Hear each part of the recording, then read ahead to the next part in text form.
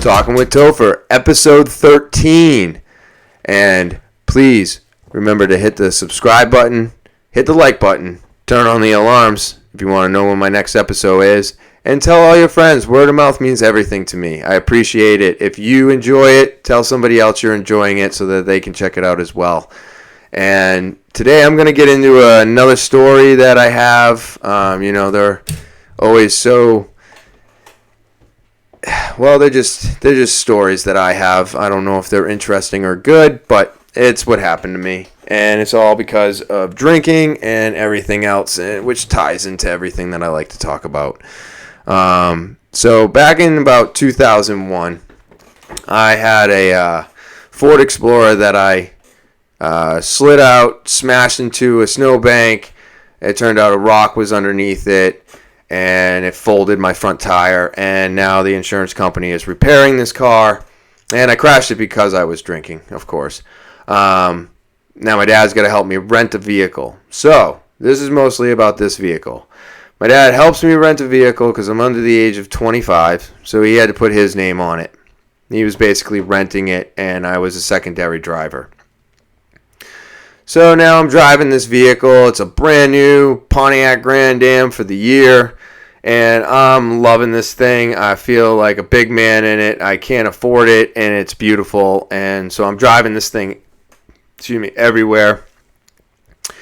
And I go to the liquor store, and I pick up like a fifth of vodka, and I went to grocery store and picked up a gallon of orange juice, and I'm drinking the orange juice, trying to get a quarter of it out, and then I fill up that quarter with vodka, and I start drinking on that, and I'm driving this thing around, and I'm going around town. I'm picking up some girls I know, and so I pick up 3 girls, and now we are driving around Derry, just putting this vodka, this screwdriver back, and it's getting dark, and it was also still winter, so it was getting dark early, and I hit, we're driving down a road, excuse me, I didn't hit anything.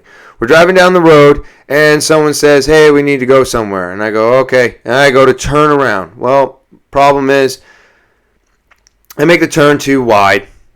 I punch the gas, put myself over the snowbank and into the snow. So now the car is stuck. So I got somebody pushing the front of me, someone pushing the back. We're trying to rock this thing out of the snow. Drive, go, drive reverse, and I blow up the transmission. I think I remember opening my door, stepping on the gas, and just watching all this black shit go all over the snow. Or was it? No, it couldn't have been black. It was tranny fluid. So it was red. It was red. That's right. And so now I'm upset. I'm yelling and screaming. Half in the bag. Proceed to get out of the vehicle. Start kicking doors. Yelling at this thing. I smash the taillight with my fist, cutting open my pinky finger. I get back in the car because I can't believe I can't get this thing out. I'm still trying to put it in drive and reverse. I'm spinning the wheel left and right. There's blood spraying all over the interior of this thing. And finally I realize that it's not going anywhere. There's nothing I can do about it. So all 4 of us get out of the car. We're sitting in the street. I'm the only one of age to drink. And now I finished off the orange juice, chucked that fucking bottle. I'm grabbing the vodka. I'm just straight drinking that. And I finally have this idea that I'm just going to walk to my parents' house. What is the point of standing out in the snow when it's probably a 10-15 minute walk to my parents' house? So one of the girls decides she'll come with me. The other 2 are like, well, we'll stay here with the car unless in case, anybody shows up. I don't understand that. Still to this day, we should have all just left the vehicle and probably would have turned out a better story. So as we're standing there making these decisions, someone pulls up in a car, and they asked if we need help. We said, no, we're all set. Just going to walk back to my parents' house. No big deal. Thank you very much. Well, they must have been a very concerned citizen, because probably about 10 minutes later, no, not 10 minutes, maybe 5 minutes, because I had to get down to the end of the street. That would take a couple minutes. So I'm all the way down at the other end of the street now. I got the car stuck in the middle of the street, but I'm still off to the side. Both lanes are open. And another set of headlights comes down, and I see them, and I ignore them. We continue walking to my parents' house. All of a sudden, we see blue lights, and I'm like, nah. I don't know if I stopped or not. I don't think I did. I was like, let's just keep walking. Let's try to get away from this. She has the keys anyway, so they'll probably think she was driving. It'll be fine. And that's my fucking drunken mind. That was a great idea, right? So we continue walking, and then blue lights get closer to us, so a second car shows up. And the cop gets out, stops us, asks us what we're doing. I say I'm walking to my parents' house. It's about 10 minutes down the road now. And I'm just going to go and get my mom and take everybody home. And we're going to take care of the car later. It's stuck and I can't get it out. So I'm going to have to do it in the morning. And the cop's like, have you been drinking? And I said, yeah. As soon as we figured out we couldn't get the car, I was planning on drinking at my house anyways, but we were stuck and we were all trying to figure out what we were going to do, so I just started drinking. And he's like, well, car's in your name and you've been drinking, so I'm arresting you for DUI. And I go, how can you do this? How can you arrest me for a DUI when I have no keys and I'm not driving? I'm literally over 150 feet away from that car. I'm not driving at this physical moment. So how are you arresting me for a DUI? I didn't have an argument too much, but now I would think about it and I'm like, well, the most he had me on was public intoxication. But that's okay. He says, nope, you're under arrest. Second DUI. I start flipping my shit. I'm freaking out. I'm screaming, yelling at him. He grabs me by the wrist. He's trying to put handcuffs on me. He gets a handcuff on my wrist that he's holding, trying to get my hand around my back. I am trying to make sure he's not getting my hand around my back. And then all of a sudden, I feel another hand, or a set of hands, on my right wrist. And now I'm getting pulled in either direction because I'm kind of fighting both of them. And then as I'm struggling with these two, a third cop comes up behind me and smacks me in the head with a billy club, smashing my face onto the ground.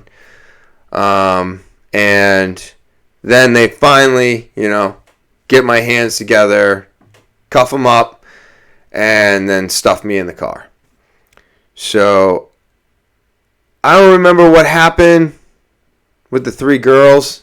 I don't know how they got home. I don't remember any of that. I barely remember getting home that day. The last thing I really remember is getting put into the cop car. From there, it's kind of foggy, but I know that my dad had to come and get me. I'm pretty sure it was daylight out when he got me, so I think I spent the night. Like I said, a little foggy. So now I am looking at a court date. I go home, and I'm talking to my parents, and they probably suggested this more than I did, but I think they were like, you need to move out. You need to find your own place. If you're going to act this way, if you're going to be this way, you can't live here. And the only thing I wanted to do was keep doing what I was doing. So I guess that's when I talked to my friend, and he was like, I got a place for you. It's in Londonderry. I think this guy's a cousin or something to this guy. And he's like, yeah, you can stay here. He's got a room. And I was like, okay, let's do it. So now I have smashed and beat the fuck out of this Pontiac Grand Am. It is destroyed. Absolutely destroyed. When I went back to the yard or the auto body shop with my dad to go and see this thing, it was awful. I mean, the taillights were smashed. The doors were kicked in. There was blood all over the mirror, the windshield, the steering wheel, the seat. I literally sprayed my blood all over that car. It was awful to see and just so sad. And so I get whatever I needed to out of the car, and we leave the car, and then I think like probably within a week or so, I got my Ford back. It had been repaired. Everything was done. I had to be driven around by people. Obviously, couldn't get a rental car anymore.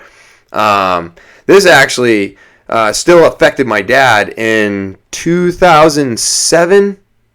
I think him and my mom were trying to go on a vacation or something. They were doing something. They lived in Florida, and my dad had to rent a car for something. And when he went, no, I apologize. No, they were going to the Grand Canyon. That's what it was. So my dad is going to the Grand Canyon. He wanted to rent a car, and they wouldn't rent him a car because of that.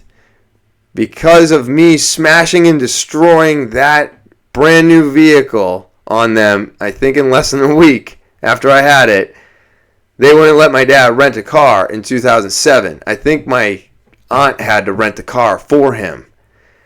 So he ended up getting it cleared up. But that goes to show you how long that lingers. So I believe this happened in 2001, 2002. And then 6-7 years later, my dad still can't get a fucking vehicle.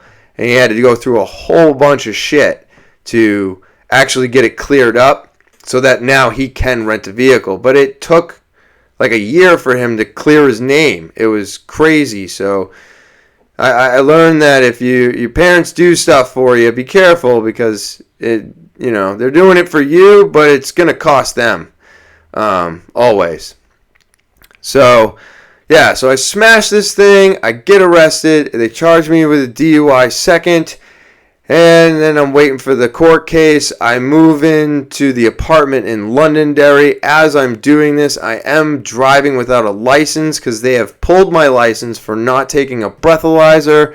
They have probably pulled my license for some speeding violation at the same time. It was probably back to back because I think I lost my license for like 2 years after this. And so now my license is gone. I'm driving the Ford without my license. And then I finally get a job. I'm looking for a job. I get it at FireEye. And then a week after I get that job, my court case comes up. Court case, I think I've got it in the bag, because there's no way in hell you can get me on a DUI second if I'm nowhere near the car and I don't have keys. I don't understand how that works, but I'm pretty sure it doesn't. So I go in there, and I'm not thinking about the resisting arrest. I'm not thinking about any of that shit. I'm just like, you don't have me on a DUI second.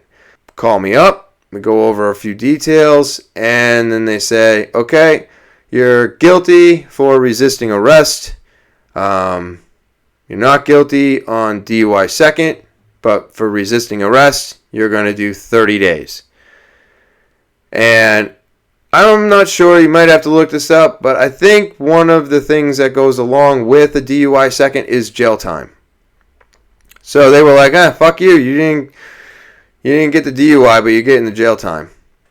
And so I did 30 days in there. And while I was in there, a lot of shit went down. And I wound back with my parents after I got out of jail. And again, they were like, you need to figure your shit out or you can't stay here. And I was also trying to put things back together with my ex at the time.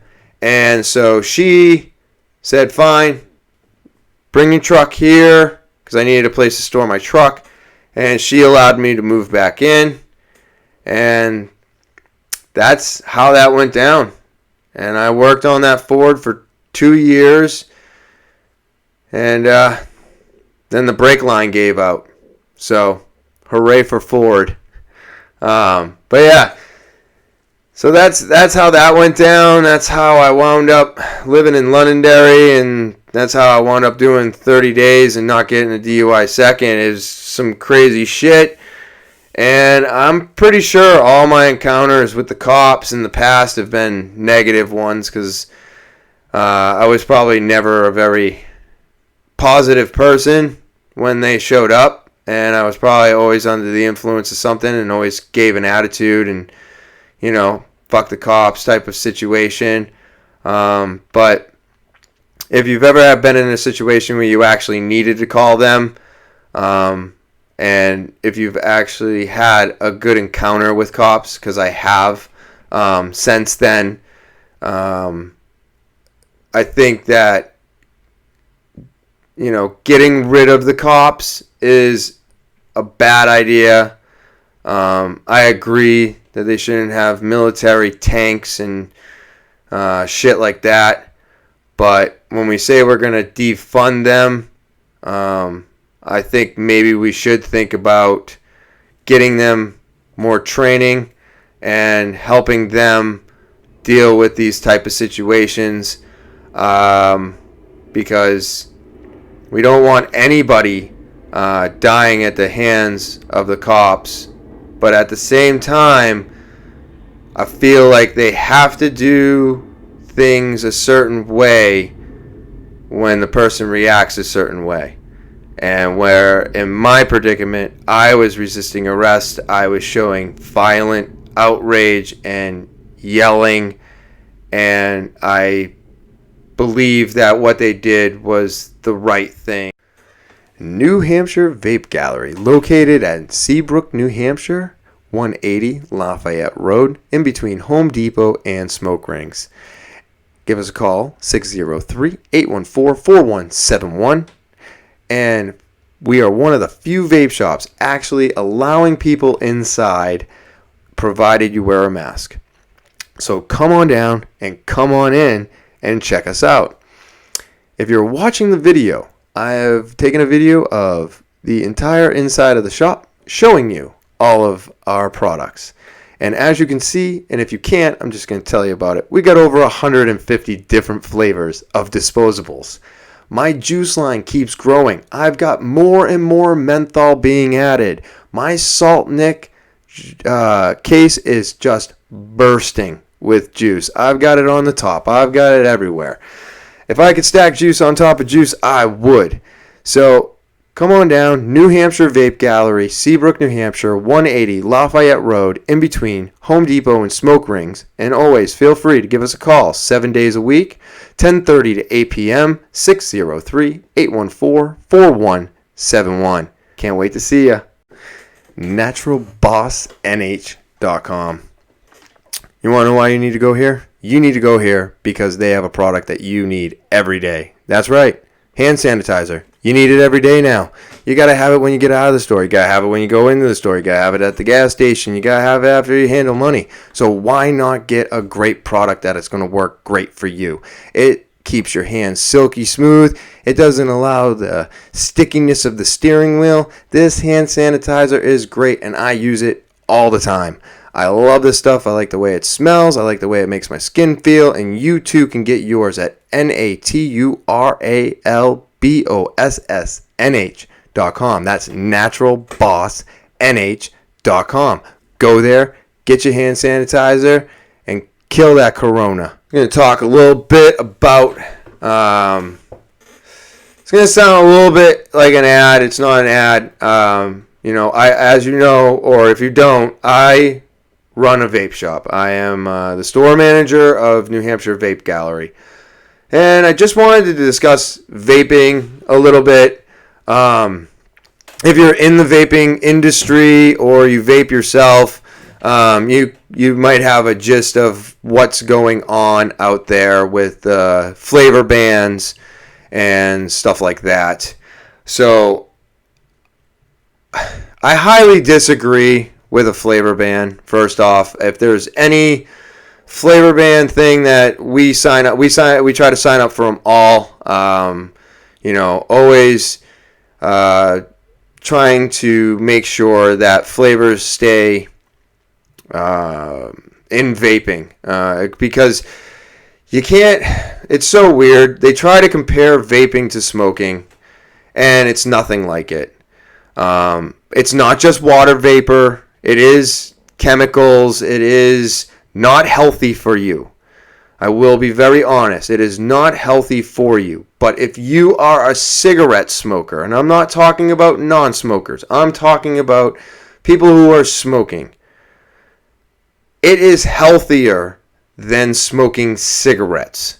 If you are a non-smoker, there is absolutely no reason for you to be vaping or smoking. Don't start either. They're both absolutely horrible for you. But if you are a cigarette smoker, vaping can be very, very good. Now, I know there's been a lot of crap out there in the past with popcorn lung and all this other shit. I don't have any of the information in front of me. I'm just winging this. This is just something I really want to get out there. There's all kinds of shit that is going to kill us. Coronavirus, smoking, vaping, eating the wrong types of food that don't agree with you can hurt you. Everything in this world can kill you, and I understand that. But vaping is a lot healthier than smoking cigarettes. And I think that's the message that gets lost in all this vaping bullshit, because of all the teenagers who are grabbing Juuls and vaping on them. And when there was no age limit on this stuff, everybody was buying it. It was in a bunch of stores 7-8 years ago. There was no age limit on this, which blows my mind that there was actually no age limit. So when vaping first came to America, you could be 12 years old and pick it up and buy it. So, first off, why would that have ever happened? I don't understand how that happened, but it did. So there's no age limit in the beginning on vaping. So now people are getting into it. Of course, it started out with mechanical mods, which had the removable batteries. You had to build your own decks, build your own coils. You had to put all this shit together. And then people were blowing their hands up because no one understood Ohm law. And if you don't know what Ohm law is, Ohm law allows you to figure out what your ohmage is. And if you vape, the ohm is, the 0.16 ohm coil. Well, that ohm, you would actually have to figure out what your ohm was back in the day. So if you took a piece of straight metal and then spun it up into a little tiny coil and you put it on a deck, you would have to figure out what the ohmage was of that to verify whether or not the battery was capable of firing that coil. And if the coil was built too low, then you could literally blow that device up, because it would be pushing so much power from the battery that it would just blow up. I mean, you can only stress out a lithium battery so much before the inside pack on the inside of that battery bursts. And once it bursts, it causes a chain reaction within the battery causing it to expand. And since it's in a small little casing, that can blow up. Well, guess what? When that's in a metal casing and that reaction is happening, you now have a pipe bomb in your hand. So people were blowing themselves up with these things. They were unregulated mods. This is what kind of started the age thing, I believe. And so you got people blowing their lips off, and there was some mishaps with some products out there. I do think they're like, I don't know, I don't want to say names, but there was a couple actual known devices that had some issues, and they blew up as well.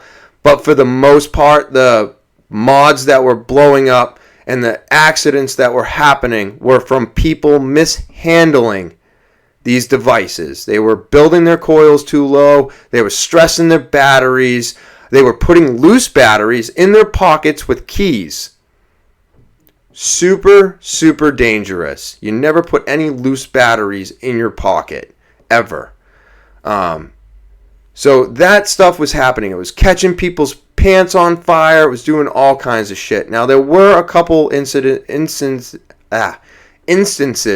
where the device button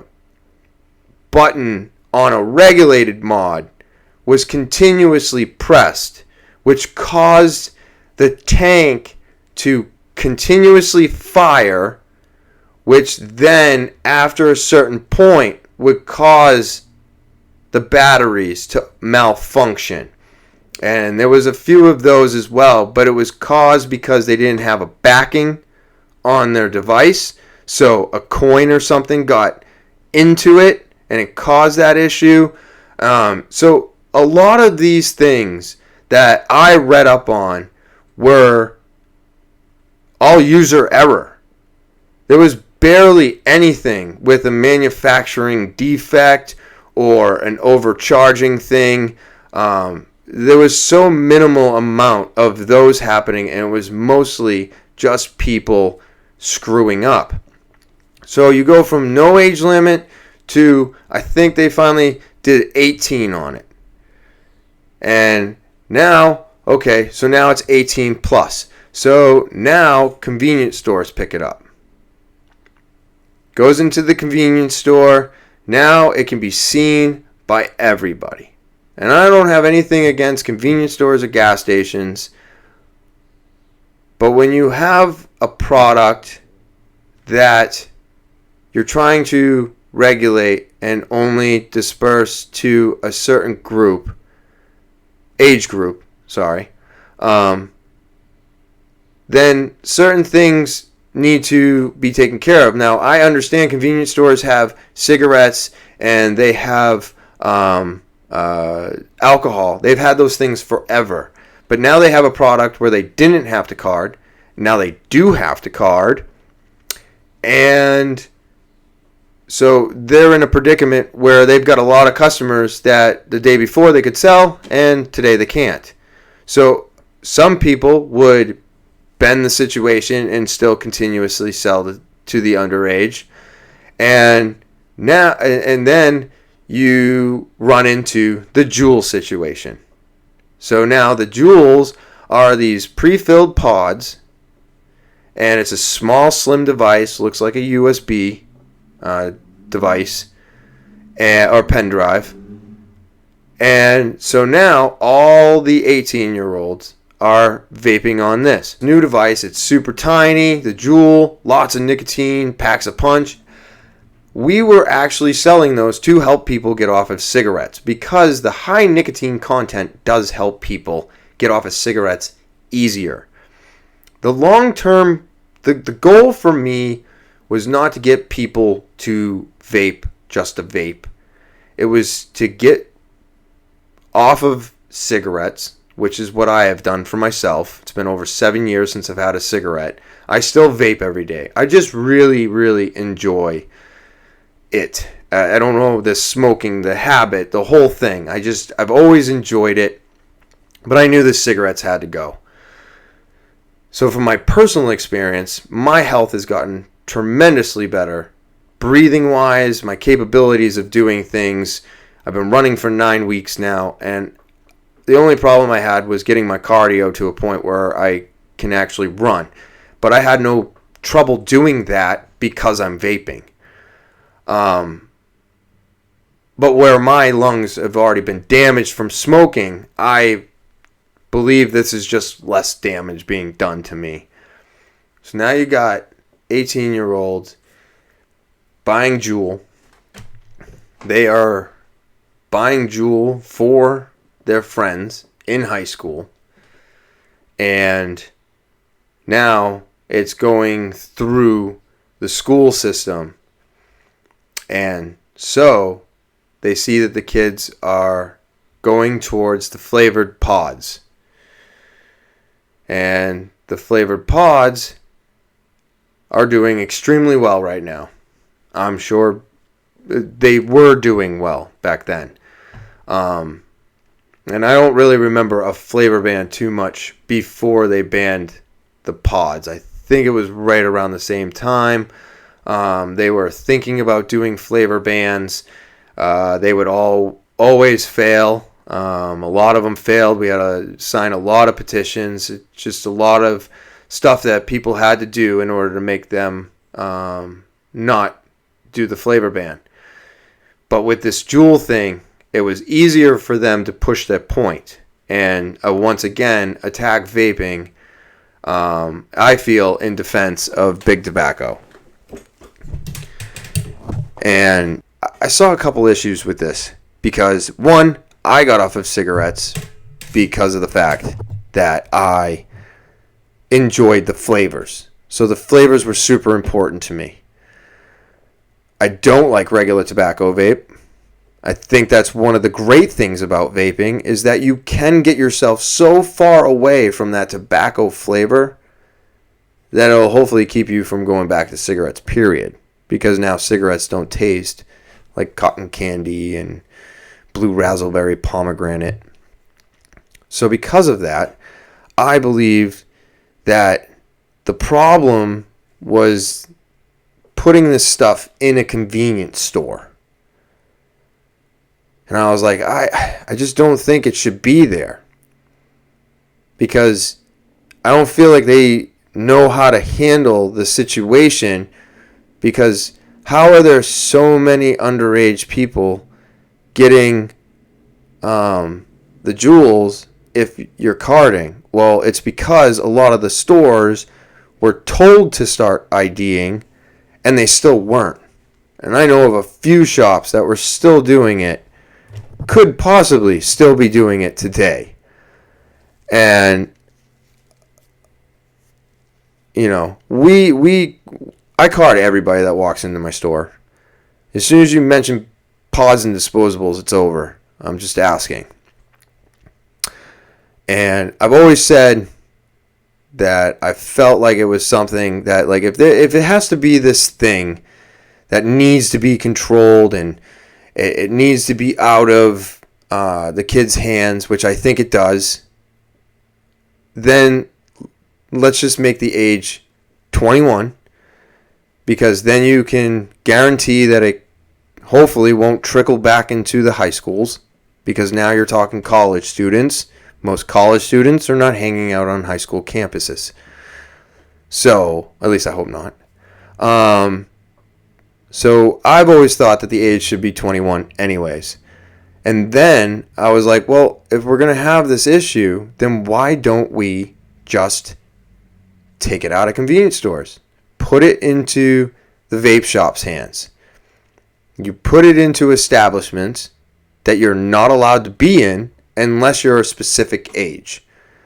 Where if you're 18, 12, 16, doesn't matter what age you are if you go into a gas station. Doesn't matter what age you are if you go into the gas station is the convenience store. If you go into a store. So if they wanted this to be so controlled,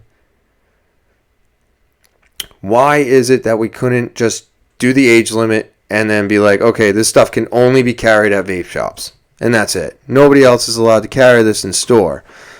But instead, what they keep doing is they keep doing these bans on everything, which is so crazy to me that they are going to ban something that actually could potentially help somebody in the long run.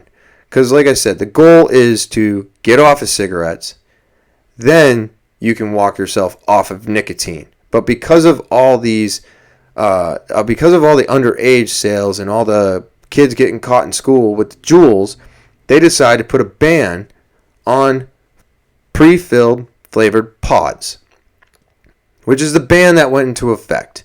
Now, the way it was originally written up was it was supposed to be a ban on just like a disposable, so a pre-filled device and pre-filled pods. When the bill went through, it only went through as pre-filled pods. So now disposables are the big thing. And there are still people today, like Massachusetts now, they banned all menthol juice, so vaping. They banned all menthol cigarettes. They banned all flavors for juices. And they banned all flavored and menthol pods. So the only thing you can get in Massachusetts now is a pack of cigarettes, regular, any brand, tobacco e-juice, and tobacco pre-filled pods. And I just think that's absolutely insane, unless they're going to be the very first state to completely ban smoking altogether. And I've talked to a few people, and they think that's where that's going. That they could be the very first state to ban all smoking, period. And, I mean, I get it. I just said in the beginning of this, it is unhealthy to do either. But at the same time, you imagine that? I think it's crazy. So, now, the ban for New Hampshire is different. We were just pre-filled pods. That's how they wrote it up. They are revising that in September. They are going to be revising that to have it state that it does say, that it will say, pre-filled devices and pre-filled pods. So disposables could be going out. I find this to be super frustrating from my end because, yes, where the younger, everybody under the age of, everybody over the age of 19, is not allowed in my store anyways. So I know that I'm selling to people 19 and over. That's New Hampshire state law. Federal law, I believe, is 21 as of right now. But because New Hampshire was putting in the 19 plus law at the same time that they did 21 plus federally, we're waiting for the state to tell us that we have to go to 21. Because when we talked to them, they said, no, you can follow New Hampshire state law and you can put your age at 19. But most corporations and bigger companies are now 21 in the area. So it's kind of confusing, but we're just following New Hampshire state law until they tell us differently. So when they tell us differently, we'll all be 21 across the board, which is great. Now the stuff is still being sold in convenience stores, but at least now you have to be 21, and I think it's going to help keep it away from colleges somewhat. Probably not, but I'm hopeful. But as for the flavor ban, I think it's absolutely crazy to get rid of something that's working for so many people to help them get off of cigarettes, including myself. And the disposables are definitely going to be attacked.